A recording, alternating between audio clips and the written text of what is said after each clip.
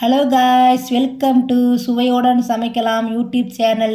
இன்றைக்கி நம்ம என்ன பார்க்க போகிறோம்னா சுவையான காலிஃப்ளவர் குருமா எப்படி செய்யுதுன்னு பார்க்கலாம் வாங்க. இப்போ நான் சுடுதண்ணி காய வச்சிருக்கிறேன். அதில் கொஞ்சோண்டு மஞ்சள் போட்டுக்கலாம், கொஞ்சோண்டு உப்பு போட்டுக்கலாம். நல்லா தண்ணி காய்ச்சதுக்கு அப்புறம் காலிஃப்ளவரை சுடுதண்ணில் போட போகிறோம். போட்டு 5 நிமிஷம் நம்ம அப்படியே விடணும். தண்ணி காஞ்சிருச்சு, நல்லா காஞ்சிருச்சு. இப்ப காலிஃப்ளவரை போடலாம் சுடுதண்ணில. சுடுதண்ணில 5 நிமிஷம் இருக்கணும்.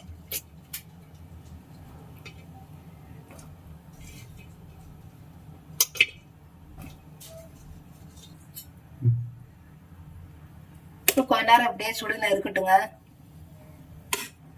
கொஞ்சம் அதுல இருக்கிற பூச்சிகள்லாம் சாகும். சுடுதலை போட்டாச்சு, 5 நிமிஷம் கழிச்சு பார்க்கலாம். அடுப்பு ஆஃப் பண்ணிடலாம். குருமாவுக்கு வேண்டிய மசாலா என்னன்னு பார்த்துக்கலாம்.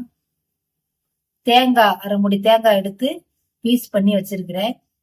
கசகசா 1 ஸ்பூன், ஏலக்காய் 3, 4 லவங்காய், 1 ஸ்பூன் சோம்பு, 3 பட்டை, 6 பச்சை மிளகாய் எடுத்து வச்சிருக்கிறேன். உங்களுக்கு காரத்துக்கு தகுந்த மாதிரி நீங்க போட்டுக்கோங்க. எனக்கு காரத்துக்கு தகுந்த மாதிரி நான் போட்டிருக்கிறேன். முந்திரி பருப்பு கொஞ்சம் போட்டுக்கோங்க.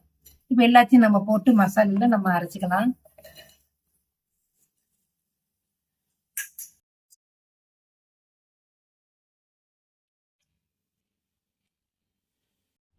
இப்ப நம்ம தேங்காய் அரைச்சிக்கலாம். தண்ணி ஊத்தாம கொஞ்சம் அரைச்சிக்கலாம்.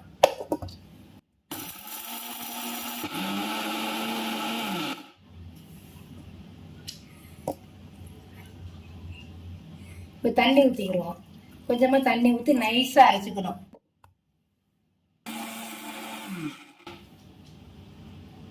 இன்னும் கொஞ்சம் தண்ணி ஊத்திக்கலாம்.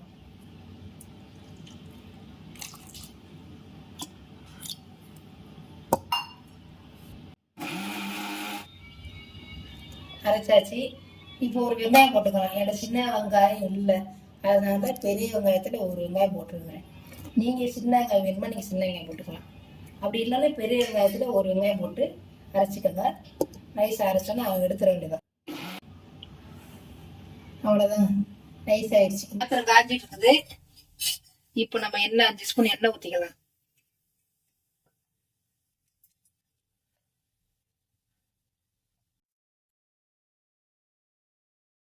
எண்ணெய் ஊத்தியாச்சு. எண்ணெய் நல்லா காயட்டும். எண்ணெய் காஞ்சிச்சு. சோம்பு 1 ஸ்பூன், இந்த கரம் மசாலா இலை 1 போட்டு தாளிச்சிக்கலாம்.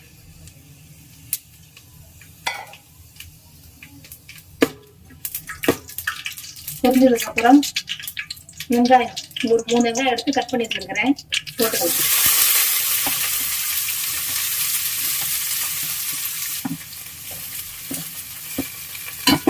பெரிய வெங்காயம் போட்டுருக்கிறேன். உங்களோட சின்ன வெங்காயம் நல்லா பெரிய வெங்காயம் போட்டுக்கிறேன்.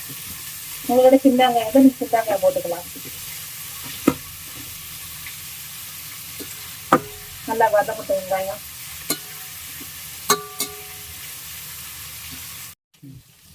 நல்லா வெங்காயம் வதங்கிடுச்சு. கருவேப்பிலை கொஞ்சம் போட்டுக்கலாம்.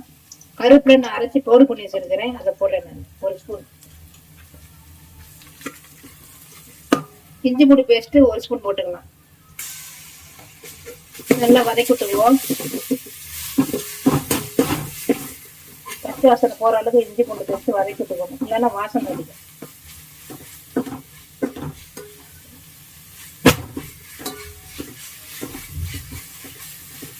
இப்போ தக்காளி போட்டுக்கலாம். தக்காளி ரொம்ப போட வேண்டாம், 3 தக்காளி போட்டா போதும். குருமாவுக்கு தக்காளி ரொம்ப போடக்கூடாது, புளிப்பாயிரும். அதனால 3 தக்காளி போட்டா போதும். தக்காளி நல்லா வதங்கணும். உப்பு போட்டு வதங்கிக்கலாம். உப்பு போட்டுருக்கிறேன்.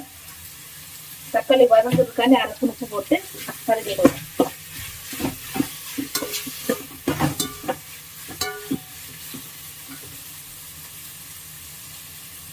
மஞ்சள் தூள் 1/2 ஸ்பூன் போட்டுக்கலாம். நல்லா வதங்கணும். தக்காளி வதங்கினதுக்கப்புறம் நம்ம அரைச்சி தேங்காய் மசாலா எல்லாம் சேர்த்துக்கலாம். தக்காளி எல்லாம் வதங்கிருச்சு. இப்போ குடமிளகு 2 மிளகா எடுத்து நான் போடுறேன். நான் குருமாக்கு குடமிளகு போட்டிங்கன்னா நல்லா இருக்கும். அதனால் 2 மிளகா எடுத்து நான் போட்டுக்கிறேன். இந்த மசாலா போடலான்னு பார்க்கலாம். 1 ஸ்பூன் மிளகாத்தூள் போட்டுக்கலாம். தனியாத்தூள் 2 ஸ்பூன் போட்டுக்கலாம். ஜீரகம் 1 ஸ்பூன். ஜீரகம் 1 ஸ்பூன் போட்டுக்கலாம். மிளகு வந்து 1/2 ஸ்பூன் போட்டா போதும். ஏன்னா மிளகா போட்டு அரைச்சிருக்கிறோம். அதனால காரத்துக்கு தகுந்த மாதிரி 1/2 ஸ்பூன் போட்டா போதும்.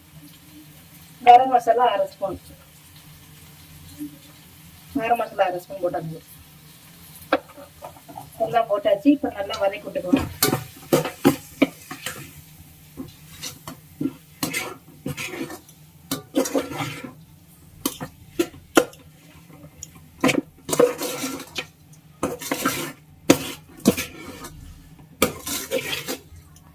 நல்லா வதக்கியாச்சு. இப்ப நம்ம அரைச்ச மசாலா நம்ம ஊற்றிடுவோம்.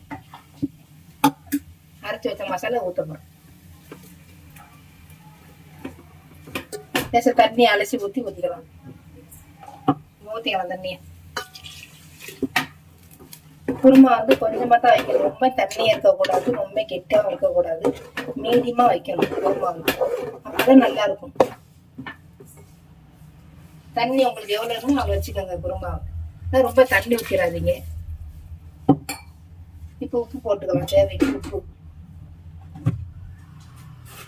முதல்ல நம்ம போட்டோம் இல்லையா, இப்ப உப்பு கொஞ்சம் போட்டுக்கலாம். பார்த்து போட்டுக்கோங்க உப்பு. மசாலா போட்டாச்சு.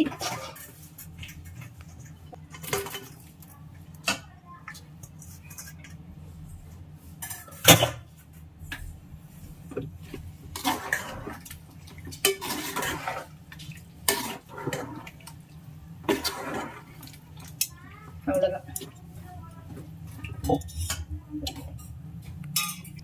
உங்களுக்கு தகுந்த மாதிரி நீங்க வச்சுக்கோங்க. அவ்வளவுதாங்க. ஒரு 5 நிமிஷம் கழிச்சு நம்ம பார்க்கலாம். இப்ப மூடி வச்சிடலாம். 5 நிமிஷம் கழிச்சு பார்க்கலாம்னு சொன்னா பார்ப்போம். நல்லா வந்துச்சு பாருங்க. அவ்வளவுதான். Cauliflower kurma ready. இந்த மாதிரி பண்ணுங்க, நல்லா இருக்கும். இட்லி, தோசை, சப்பாத்தி, சாதத்துக்கு வச்சு சாப்பிடலாம். நல்லா இருக்கும். இப்போ அதில் கொத்தமல்லியை மேலே தூவி விடுவோம்.